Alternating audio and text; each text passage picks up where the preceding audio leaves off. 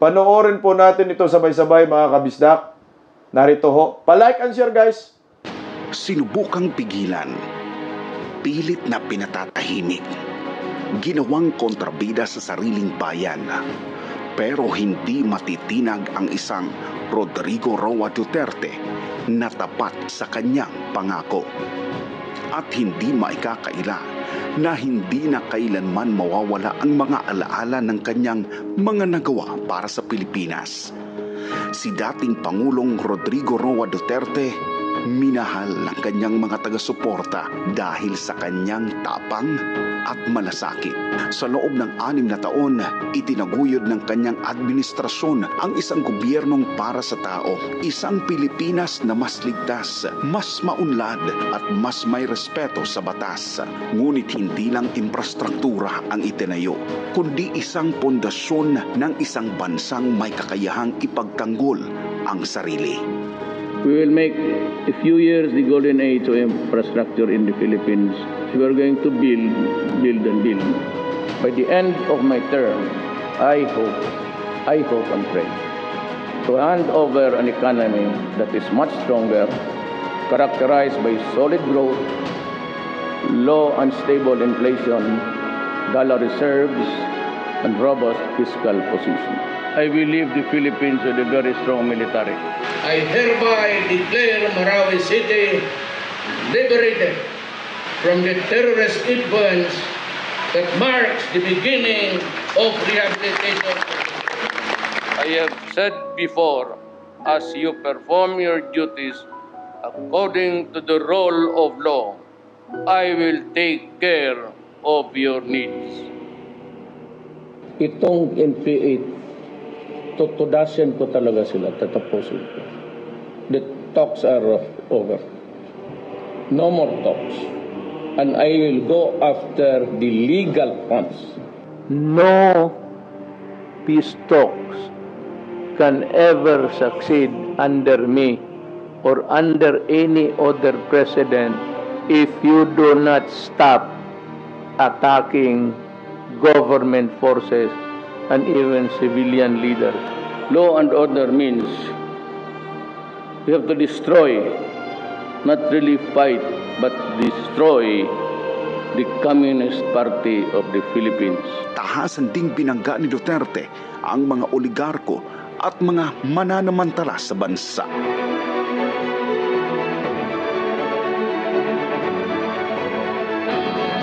Kayong nasanaya, pag may tanim pa dyan, lahat kayo alis. Kaya ako mamatay, mahulog yung eroplano, I am very happy. Alam mo bakit? Sabi ko, without declaring martial law, I dismantled the oligarchy that controlled the economy of the Filipino people. Without declaring martial law, sinira ko yung mga tao na humahawak sa ekonomiya at umiipit. At hindi nagbabayad. They take advantage sa kanilang political power. Itong Pilipinas, ito para lang sa mga taong naghirap. Kayo ang protektahan ko. Yung mga mayaman, talagang kalaban ko yan. Nagkaroon ng isang lider na tumindig laban sa dikta ng dayuhan at itinaguyod ang isang independent foreign policy. The Philippines will pursue an independent foreign policy. Gone are the days when the Philippines decides and acts in the shadows of the great powers. We may need your help, but we will not do it at the expense of the dignity of the Philippines. Ngunit ang naging matunog sa lahat, ang kampanya laban sa illegal na droga.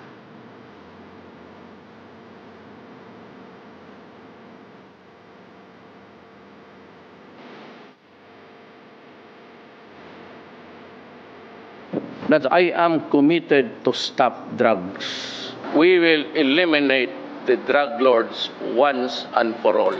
We have to stop this practice sa Bilibid. Bitawan na ninyo yan o kainin na ninyo ngayon ang supply ninyo. Kung hindi ako na presidente, hindi talaga ninyo malaman ang totoo. Because even I myself, when the reality was there, when I became president, started to squeeze everybody, then you saw the hundreds of thousands surrendering to the police. I was really horrified. Dahil sa kanyang matibay na paninindigan, siya ay naging target ng matinding panghuhusga at panunuya mula sa loob at labas ng bansa. Ngunit hindi siya natinag, hindi siya umurong, sapagkat para sa kanya, ang tunay na lider ay hindi nasusukat sa papuri, kundi sa pagtupad sa pangako sa bayan. So I do not expect the human rights, I do not expect Obama, I do not expect the EU to understand me. Do not understand me. And if you think it is high time for you guys to withdraw your assistance, go ahead. We will not beg for it. Your concern is human rights. Mine is human lives. In the first place, why are you interfering in the affairs of my country and other countries? And who gave you the authority? By what divine law gave you the authority to prosecute me in a foreign land? You must be crazy. We will never compromise our dignity as a Filipino. May I address again to the Philippines? Ako po'y nagdodoble ang pagod para sa inyo, para sa kapakanan ng bayan. Seryoso po ako. In this quest, I will put at stake my honor, my life, and the presidency itself.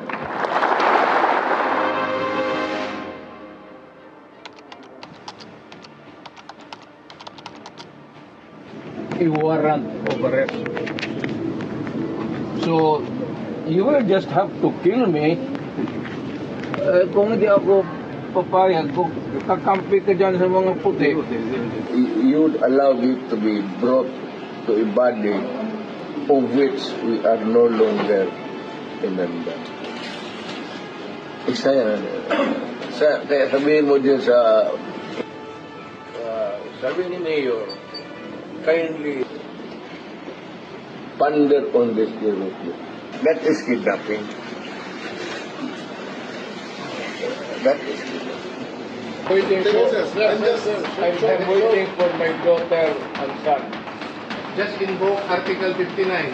Bakit hindi yan magawa-gawa?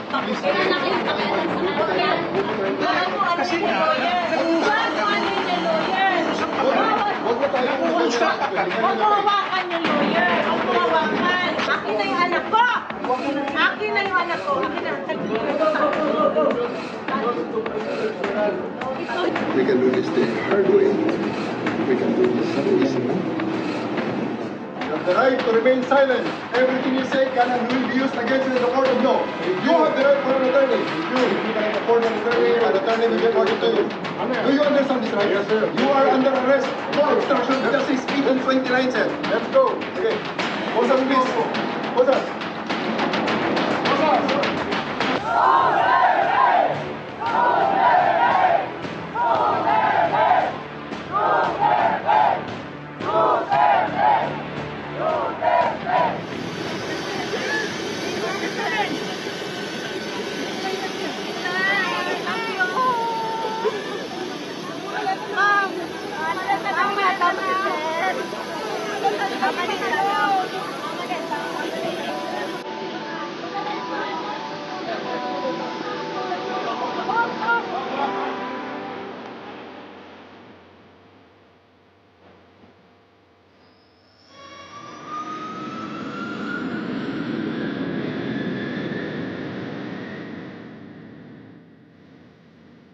Sinabi ko, I will protect you and I will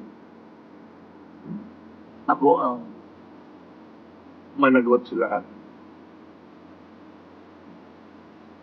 This will be a long legal proceedings.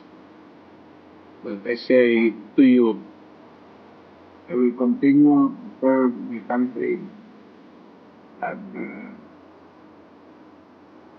so be it. Kung gano'n ang destiny ko. Salamat. Sinubukang pigilan, pilit na pinatatahimik, ginawang kontrabida sa sariling bayan matapos ang kanyang termino bilang Pangulo. Isang bagay ang hindi kailanman nagbago. Hindi siya nagpatinag sa kahit kanino. Isang lider na hindi umatras sa laban. Kahit pa ito'y magdala ng matinding galit mula sa mga makapangyarihan. Dito man o sa labas ng bansa. Para sa mga Pilipino, ang legasiya ni dating Pangulong Rodrigo Roa Duterte ay mananatili.